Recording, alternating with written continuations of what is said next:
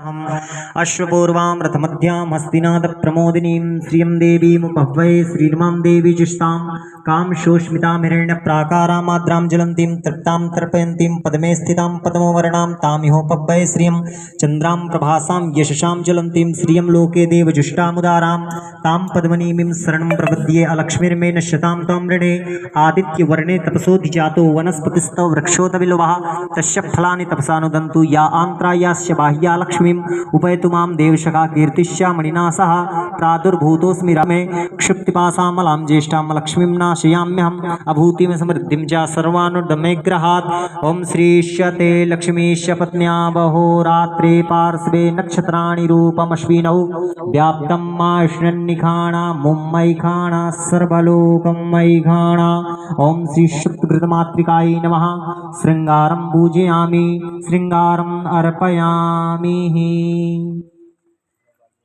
भगवान का नाम ले लियो करो कबूं गवार। श्री कृष्ण गोविंद हरे मुरारी हे नाथ नारायण वासुदेवा। श्री कृष्ण गोविंद हरे मुरारी हे नाथ नारायण वासुदेवा। हे नाथ नारायण वासुदेवा। श्री कृष्ण गोविंद हरे मुरारी हे नाथ नारायण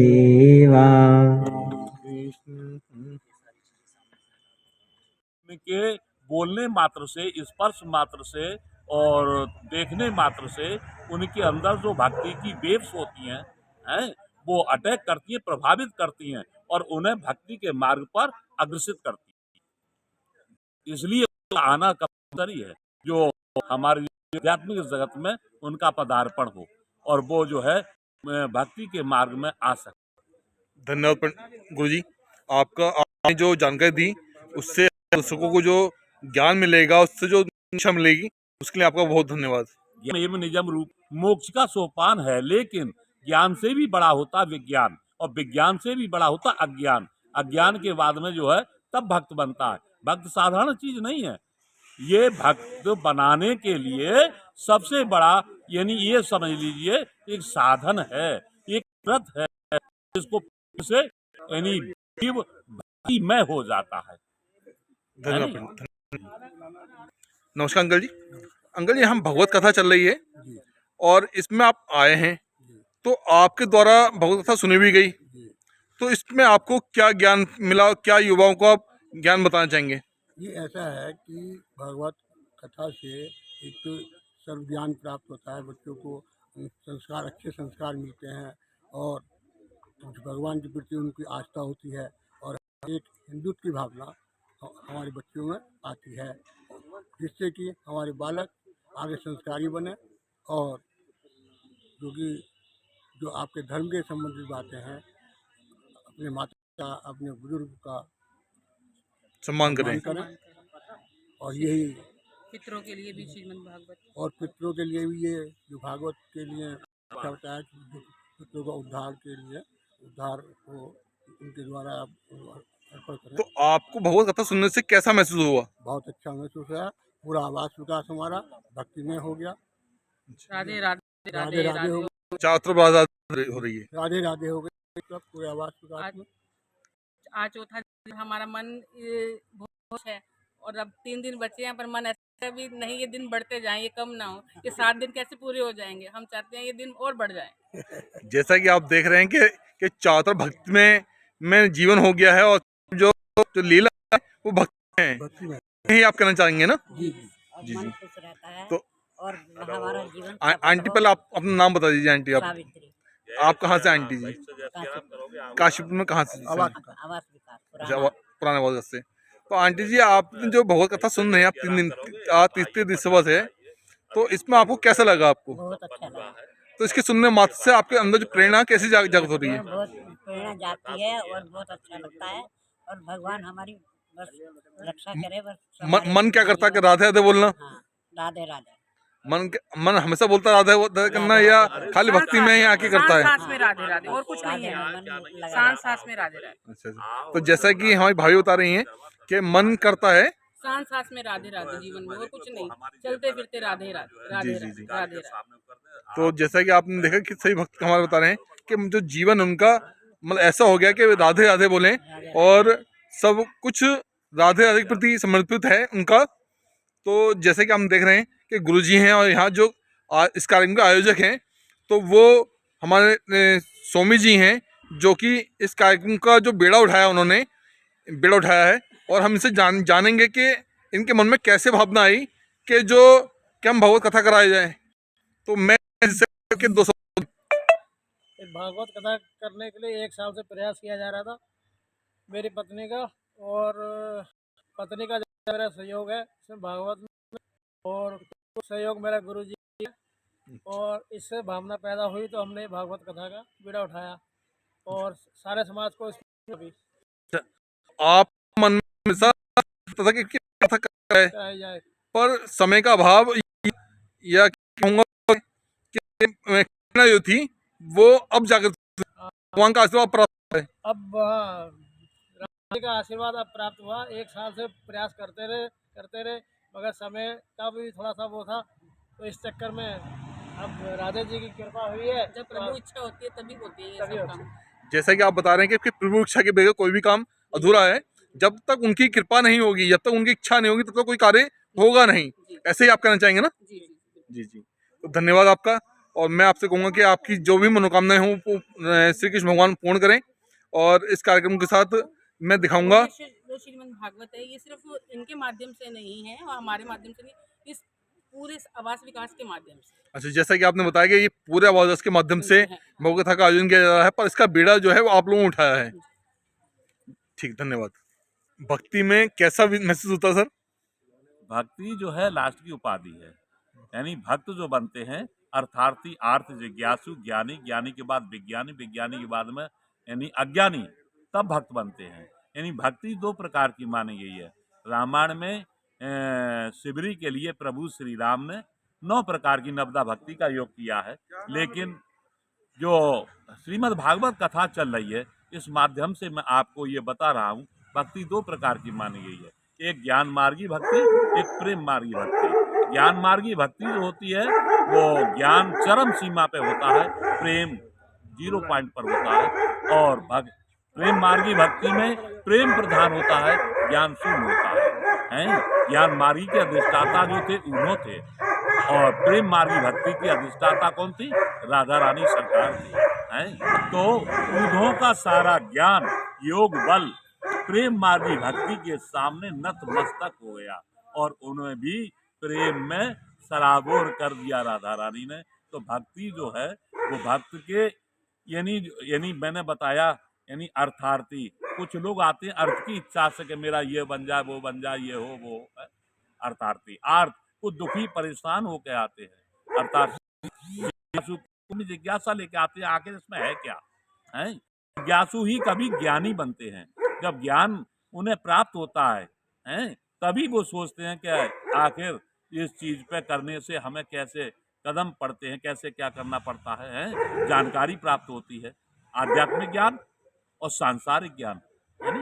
तो सांसारिक ज्ञान सांसारिक जीवों से मिलता है, आध्यात्मिक ज्ञान इन गुरु लोगों से प्राप्त होता है नहीं। तो जब आध्यात्मिक जगत में ज्ञान प्राप्त होता है, ज्ञान में भी फिर विज्ञान इन तर्क वितर्क करके चरम सीमा पे प्राप्त होता है विज्ञानी। और विज्ञानी के बाद में तब नहीं बनता, सारा ज्ञान शून्य हो जाता है और प्रेम ही प्रेम प्रधान होता है। और एक परीक्षत जो बनता है ना, परीक्षत का मतलब है जो हम हर जीव में चराचर में केवल प्रभु का साक्षात्कार करें, बांके बिहारी का साक्षात करें, वही परीक्षत है।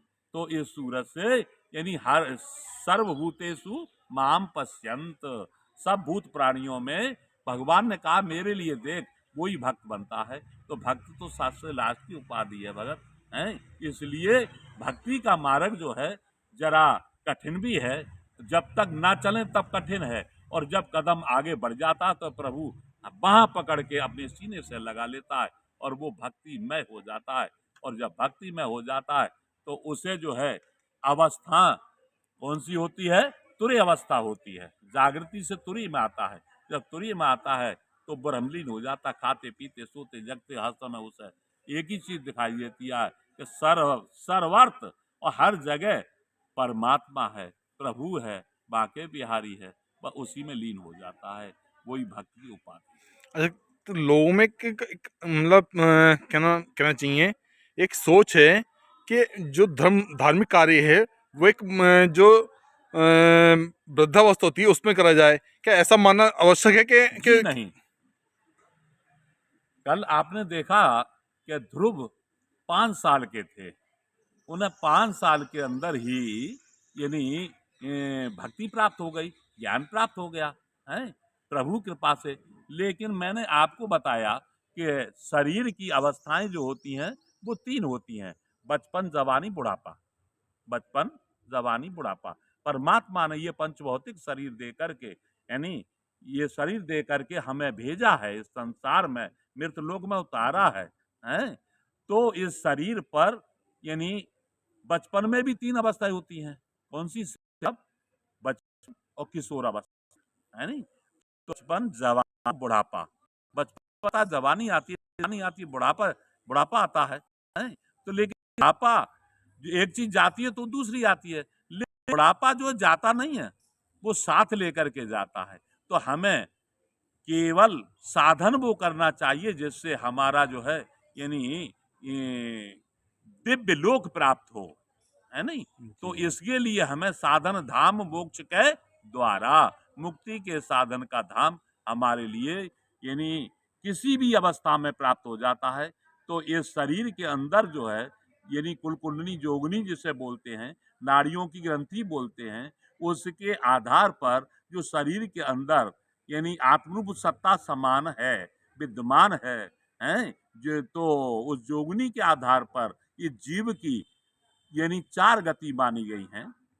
सुषुप्त, सोई हुई अवस्था, स्वप्नवत, स्वप्न के समान कोई साधु संत महात्मा आ गए, उन्होंने जाकान सुना, जाकान निकाल दिया, आगे महाराज भोजन करा दिया, दक्षिणा दे दी, फिर आगे फिर कर दिया, लेकिन उसकी बात पे अमल नहीं किया है। लेकिन तीसरी है जागृत अवस्था, जो नाड़ियों की ग्रंथि है, जब जागृति में आती है तो इंसान जगा हुआ माना जाता है, तब जागृति आती है भक्ति के। उससे पहले तो सोई हुई अवस्था है, इंसान सोया हुआ होता है। जागृति में जब ही आता है उसकी जोगनी जागृतिकरण होती है? और फिर उसके बाद में तुरीय अवस्था होती है, जो ब्रह्मलीन वाली मैंने बताया भक्ति की, है नहीं? तो इसलिए ये 4 अवस्थाएं मानी गई हैं जीव की, सुषुप्त, स्वप्नवत, जागृत और तुरीय। ये केवल जोगनी के आधार पर है। तो जो गुरु लोग जो होते हैं उन्हें प्रभु का पावन प्रणव नाम देते हैं भजन करने के लिए। देवताओं की पूजा की जाती है, अभी आपने पूजा देखा, ये देवताओं की पूजा थी, देवता हमें देते हैं? लेकिन भजन जो है वो परमात्मा का है। पशु पक्षी जीव जंतु पेड़ पौधे सभी भजन कर रहे हैं, क्यों? भजन प्रभु का नाम जो है वो हर श्वास पर हर कर्म करते समय लिया जा सकता है। वो पवन पावन है, पतितों को उद्धार करने वाला है, इसलिए प्रभु का नाम सार्थक है। नानक दुखिया सब संसार, सुखिया वही जो नाम आधार। जो नाम का आधारी है वही सुखी है, वही परमात्मा का साक्षात्कारी है, और उसको ही गति प्राप्त होती है। बोलो भक्त भगवान की जय राधा रानी सरकार की, जय बांके बिहारी लाल की। जय। आनंद आया? बिल्कुल। प्रणाम पंडित जी। गुरु जी, जो आज जो भगवत कथा का जो प्रोग्राम चल रहा है, इसमें जनता को जो धार्मिक लाभ मिलता है सुनने से, उसके बारे में कुछ बताइएगा। सबसे प्रथम बात तो ये है, ये श्रीमद् भागवत कथा जो है हमारा धर्म ग्रंथ है नहीं? और इसमें जो है यानी इंसान भक्ति से जुड़ता भी है, और प्रभु के सम्मुख होता है, और प्रभु से साक्षात्कार भी होता है। और दूसरा लाभ ये है कि इसमें यानी जो जीवित बंदे हैं, उनका तो उद्धार होता ही है? और जो मृत हैं, जो इंसान जा चुके हैं संसार से, जी। उनका भी हो जाता है। ये मोक्ष की सोपान की पहली सीढ़ी है नहीं? अच्छा, श्रीमद् पंडित, भागवत कथा श्री भागवत कथा हमें क्यों सुननी चाहिए? हमें क्यों सुननी चाहिए और क्यों करानी चाहिए? ये जो है अपने उद्धार के लिए, अपने पितरों के उद्धार के लिए हमें सुनना चाहिए, कराना चाहिए। जो पितृ हमारे भटकते हैं, हमें जो है यानी दूध, पुत्र, धन, कीर्ति, वैभव जो पितृ लोग देते हैं, जो हमारे पितृ हैं और हमसे रुष्ट हैं, उनको प्रसन्न करने के लिए, उनका आशीर्वाद लेने के लिए और हमें उनका उद्धार करने के लिए ये श्रीमद् भागवत कथा रामबाण है, अमृत है। पंडित एक बात और चाहूंगा पूछना आपसे कि जो आज के युवा जो धार्मिक युवा भी कह लो या अन्य हाँ। व्यक्ति कह लो जो दिनचर्या है उसके कारण भ्रमित हो गए हैं, हाँ। तो उससे उनके लिए आप क्या कहना चाहेंगे? उनको जागृति के लिए श्रीमद् भागवत कथा एक अमृत के समान है, उन्हें सुनना चाहिए, आना चाहिए, क्योंकि 7 दिन ऐसे हैं, 7 दिन में कोई भी उनके जीवन को पलट सकता है। उनके यानी उसमें चल रहे हैं जो की दुनिया में, वो उन्हें आध्यात्मिक जगत से जोड़ सकते हैं और संस्कार पैदा हो सकते हैं और उनके अंदर भक्ति की किरण जागृत हो सकती है। तो जैसा